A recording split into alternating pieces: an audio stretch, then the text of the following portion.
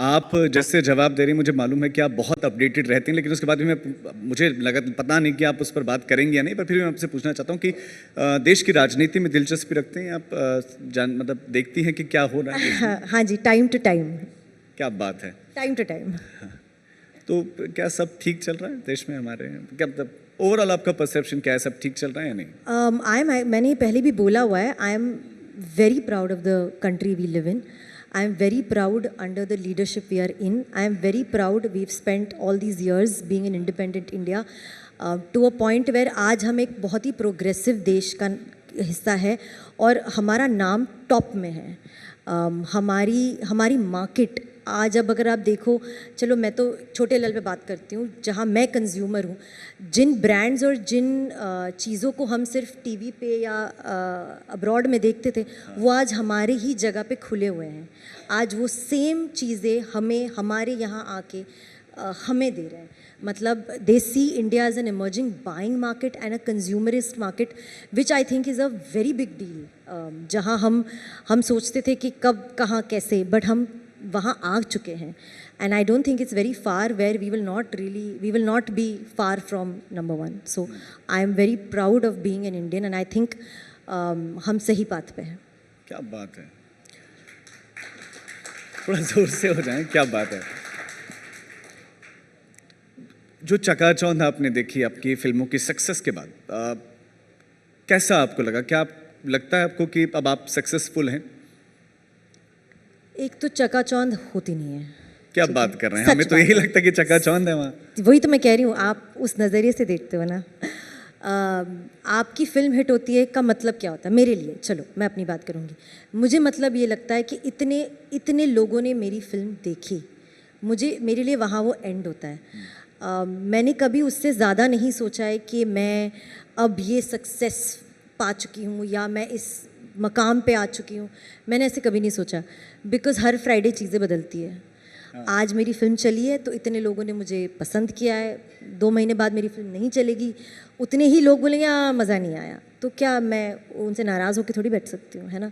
But जिस Friday को उन्होंने मेरी फिल्म पसंद की, उनकी वाहवाही से भी मैं अपना ये नहीं खोती हूँ. I am actually very practical and grounded.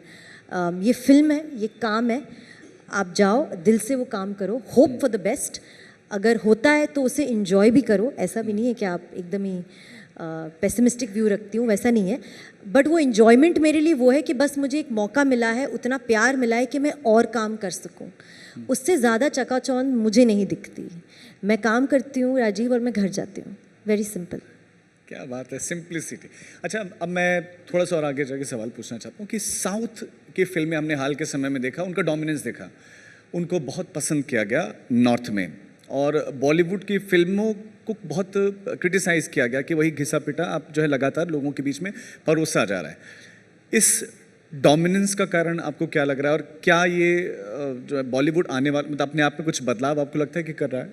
देखो, एक तो सीरियसली आई एम श्योर आपने बहुत बार सुना होगा, बट ये सच में मैं भी मानती हूँ कि इट्स ऑल पैन इंडिया. मतलब I don't understand why they say south films and north films. Okay, it's regional, I completely understand that. And yes, there is a great storytelling and narrative जो Tamil films, Telugu films, Malayalam films मैंने इतनी देखी theatre में जाके, जो actually आपको captivate और capture करती है. वो पिक्चरें अच्छी बनाते हैं, ऐसा नहीं कि हम नहीं बनाते. शायद कुछ टाइम से हमारी पिक्चर इतना कनेक्ट नहीं करती है लोगों से. मैं अगर मेरा आप पर्सपेक्टिव मानो, सुनना चाहो, तो मैं इतना बोलूँगी कि हम ना जो फिल्में बना रहे हैं, हम मासेस को कनेक्ट नहीं कर पा रहे हैं. हमारी जो कहानियाँ हैं वो क्लासिस्ट जा रही है. मतलब वो अर्बन और एक आई थिंक वो रिचर जाती रहती है. You know what I mean? वो अलग एक स्ट्रेटोस्फियर या अलग एक सेक्शन में जा रही है. और जो वो फिल्म बना रहे हैं वो अभी भी ग्राउंड लेवल पे रूटेड, जड़ों से जुड़ी हुई फिल्म बना रहे हैं. जी, मासेस की फिल्में हैं. तो आई थिंक क्योंकि वो इमोशन वो इतने लार्जर ऑडियंस तक कनेक्ट कर पा रहे, उनकी फिल्मों को ज़्यादा पसंद किया जाता है. उनकी फिल्में देखने के लिए लोग जाते हैं. उनके सब्जेक्ट, स्टोरी टेलिंग बहुत ही बढ़िया होती है. And I don't mean just Malayalam और तमिल और तेलुगु. गुजराती फिल्म क्या बिजनेस किया है, क्यों? वो भी तो एक रीजन है. Marathi films are doing so well.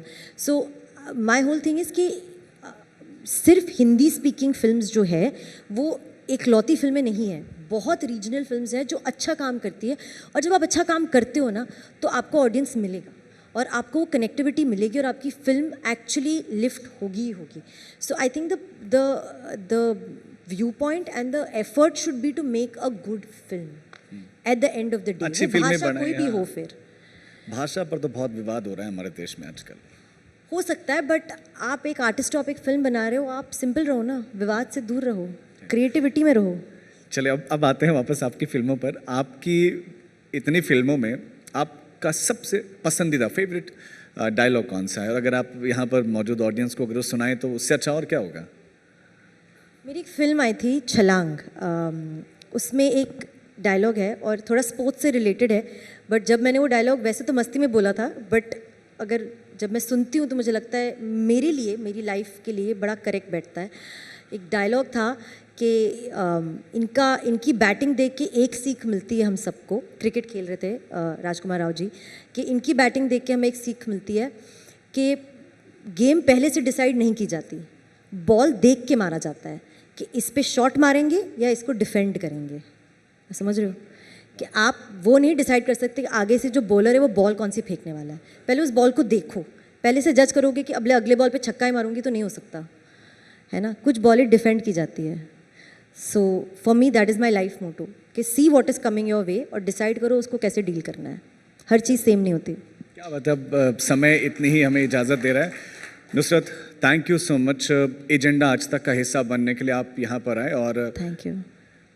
महिला सशक्तिकरण के एक मजबूत आप भी हस्ताक्षर और स्टीरियोटाइप परसेप्शन तोड़ते हुए आप आगे बढ़ रहे हैं। आपको फिर से बहुत सारी शुभकामनाएं, और ऐसा ही और शानदार काम हमें उम्मीद है कि और आगे देखने को मिलेगा आपसे। Thank you Rajiv. Thank you so much.